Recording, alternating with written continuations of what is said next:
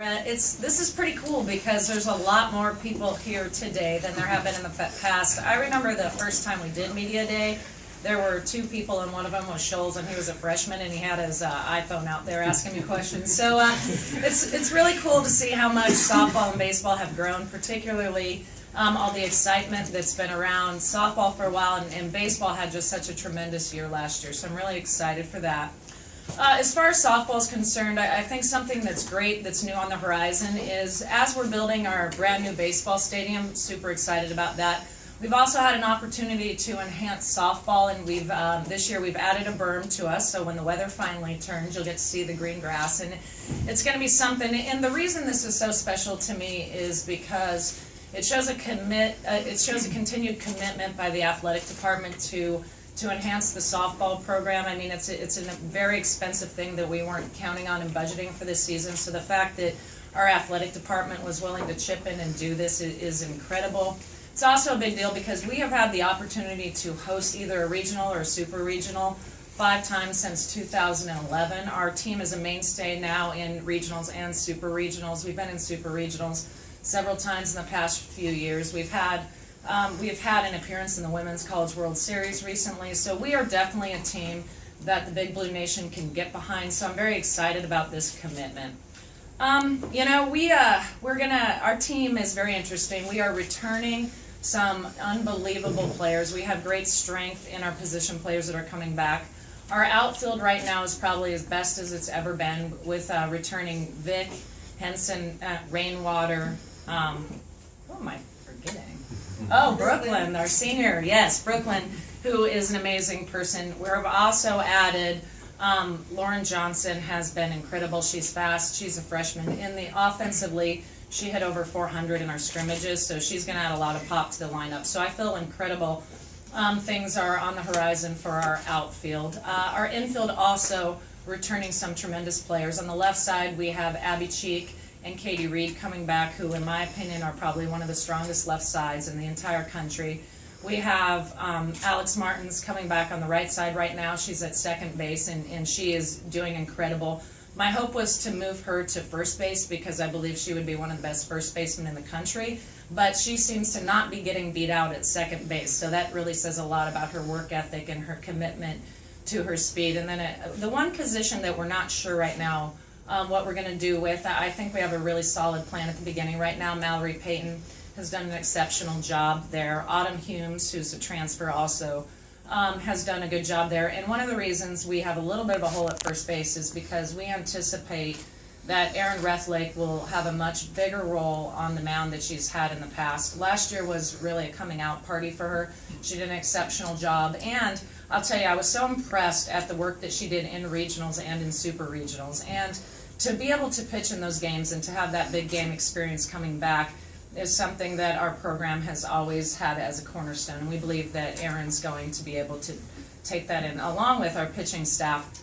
The rest of them is a little bit unknown, but I feel really good about where they're at. Autumn Humes came in. She is my first ever transfer at the University of Kentucky, and I feel really great about this being my first transfer. She is an incredible pitcher. She's incredibly strong, and she has a big personality that she is just starting to understand. I think that once she gets some big game experience at the Division I level, she is going to be a force to reckon with. Grace Ballman, also somebody over the past, I would say over the past 4 or 5 months, is a completely different pitcher. She's throwing consistently 65, 66 miles an hour with spin, and for a freshman to be able to do that is tremendous. So I feel great about where they're at. Also returning is Larissa Spellman, and I'll tell you, Larissa Spellman is somebody that could really shock some people.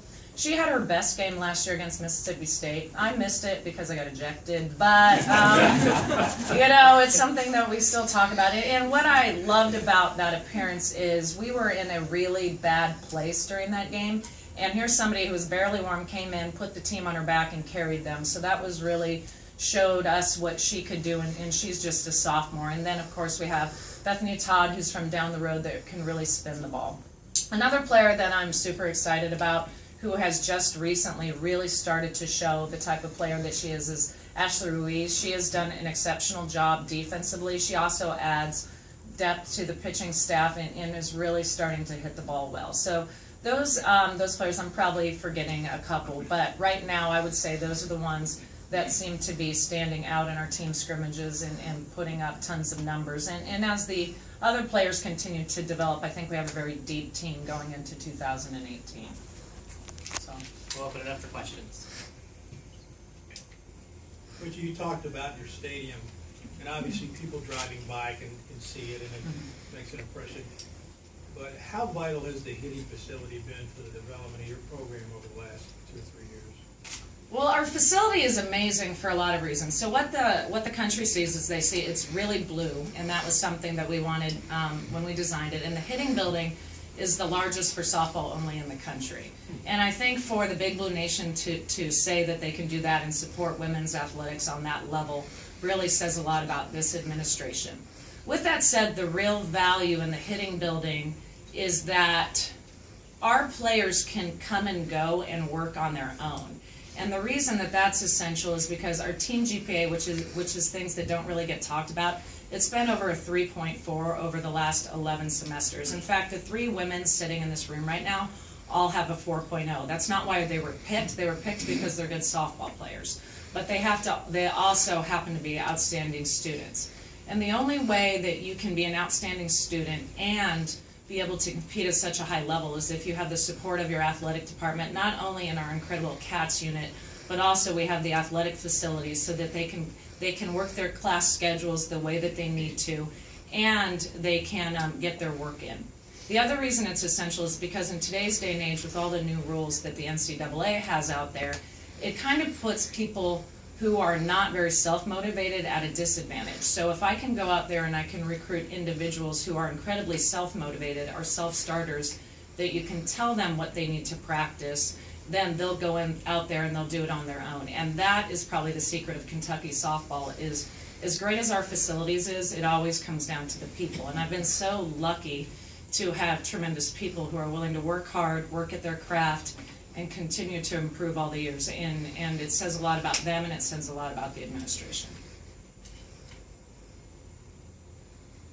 Could you talk about why you only had this one transfer? Has that been a policy, or is it just the way it's worked out? Well, it's not a policy of mine. I think that in today's day and age, I think you start to see people in and out. And I think the most important thing in an individual's career is playing time. I know a lot of people see the awesome Nike swoosh, and they see the awesome Big Blue, and they see all those things, and all those things are tremendous, but they're even more important if you're the person between the white lines.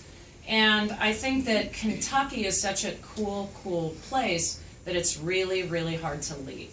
And so I think that that doesn't create a lot of room on that end. With that said, I think I've been really fortunate in that I've had a lot of players that have been willing to get in there as freshmen and continue to develop and get better and better and better. So they've been really hard to beat out. So we just have, it's a program that you just don't have to insert quick things. It's something that has a lot of continuation. So I think that has a lot to do with the transfer. So I'm certainly open to it, but if the players are willing to put in the work and they're willing to develop, we've had a lot of luck with that system. You had a lot more speed last year, but runs were last in the SEC, and on-base percentage was last in the SEC, I think. How do you pick that up? Well, there's a couple of reasons for our offensive numbers, and one of them is I would have to change my philosophy. So when you have 56 games, I can go about my wins one of 2 ways. I can either go out there and create a schedule where we can beat the heck out of every single team that we play until we get into conference play, and we can, score a lot of runs and do things. Or I can put together a schedule that is tough, and if we get some of those big wins, then we're able to become a national host. And when you do that, it's in your non-conference games that you boost all of your offensive stats. So some of the reasons the offensive stats are low is because I'm chasing a national seed. Because we are the University of Kentucky, our goal is to win championships. The goal is just not for me to go out there and pump up our stats. So if I keep the schedule the way I keep it, I don't expect that our overall stats will ever be leading in the country. I think our weather has something to do with that as well, because we play the first 15, 20 games on the road. And I think that's really tough. With that said, we do have to get better offensively. And I think what we've done to enhance that is, number one, we are returning our 6 top hitters. So I think that's great. We have a lot of speed, but when they would get on base, we weren't knocking them in. I think now that Alex Martins is a year older, I think Abby Cheek has hit a new level, and she's one of the most exciting players. I think Brooklyn Hines also, she's a big RBI hitter who's done a great job in the postseason. We're hoping she takes a leadership role and does that throughout the entire time. Mallory Payton, who is a freshman, led us in hitting this fall. So I think we have a lot of players who can do that. Katie Reed is significantly better now this year than she was at this point in time last year, or even when she was a freshman. So I think that we have a lot of offensive players that are going to be able to drive and run. So I think when you can couple that, I think you'll do well. The other thing I would say, if you look at our SEC only stats, we are very good. Katie Reed was one of the top hitters in the SEC when you take SEC only stats. So when you're looking at stats as a whole, they can be misleading depending on what your team goals are. How do you feel about your catching this year? Those are the two I didn't mention. I love my catching. Okay, so Jenny Shaper, I think, is tremendous. She is a junior. She's been starting since she was a freshman. And one of the reasons I think Jenny Shaper is so great is because we've added leadership training to our program. Last year she was part of just the captains did it, but this year our entire team did it. And I think where she adds to our team is she has a steadiness and she has a calm, because I've never seen a championship caliber team without a great catcher.